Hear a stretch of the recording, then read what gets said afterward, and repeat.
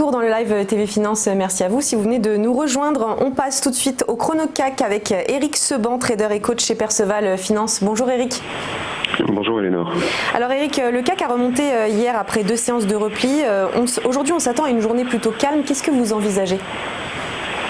La même chose, calme parce que la volatilité intraday redescend, parce que graphiquement ça ne parle pas des masses, parce que sur le plan macro, il n'y a pas grand-chose à se mettre sous la dent pour forger une conviction. Donc je pense que on va avoir un marché qui va se calmer. Alors le truc, c'est surtout de se poser la question de savoir si c'est une phase de consolidation ou une phase qui précède un retournement. Parce que vendredi c'était l'échéance, les prévisions techniques sont beaucoup descendues, elles ont quasiment disparu. La vol ne baisse pas, même si en intraday on sent moins de dynamisme et des journées vraiment pénibles comme hier. C'est remonté certes, mais pénible parce que ça remonte pendant un bon moment sans amplitude. Donc on ne peut pas travailler. Alors moi je regarde le graphique, je suis un peu comme tout le monde. En daily, on a une épaule tête-épaule qui s'est formée, qu'on avait anticipé quand on s'était parlé vers le mi-mai, 13 mai, quand on était venu rechercher pour la deuxième fois 5240, puisqu'on était parti chercher une première fois. C'était le premier retracement sérieux fin mars depuis cette hausse sans discontinuer depuis fin décembre, on va dire le début de l'année.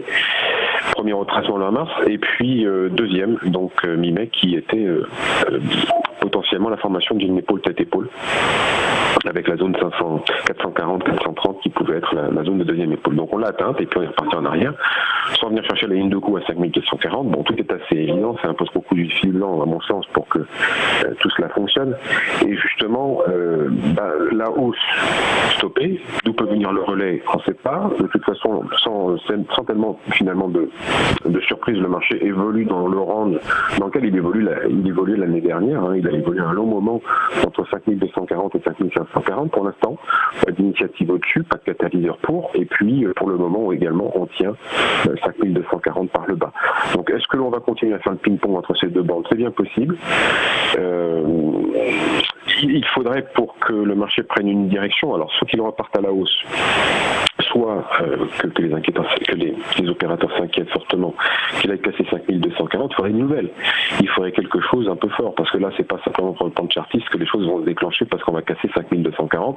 C'est un peu trop comme dans les manuels. Donc, pour le moment, moi, je constate beaucoup d'hésitation et d'une manière générale, le contexte ne m'amène pas à imaginer que les opérateurs vont aller dans une direction où ils vont. Alors, je suis obligé d'attendre, dans mon mal en patience, parce qu'aujourd'hui, et depuis déjà maintenant une semaine, le marché n'est plus dans la tendance haussière dans laquelle il était inscrit. Nous sommes rentrés dans une zone de neutralité de cette tendance haussière, et on n'est pas non plus baissier. Donc on est entre les deux, ce qui veut dire qu'on peut jouer les deux sens. Moi j'ai du mal avec ça, donc il faut que j'en choisisse un. Et puis j'ai aussi du mal avec la patience. Quand le marché ne fait rien de la journée, j'ai du mal aussi. Alors je suis un peu observateur, je reste à l'affût. Bon voilà, c'est vraiment là, je pense, un moment relativement pénible. J'ai peur que ça dure quelques jours. Je pense que sans nouvelles, ça va pas bouger beaucoup. Bon écoutez, on surveille ça de près, on reste patient quand même si c'est difficile. Merci beaucoup Eric Seban, trader et coach chez Perceval Finance.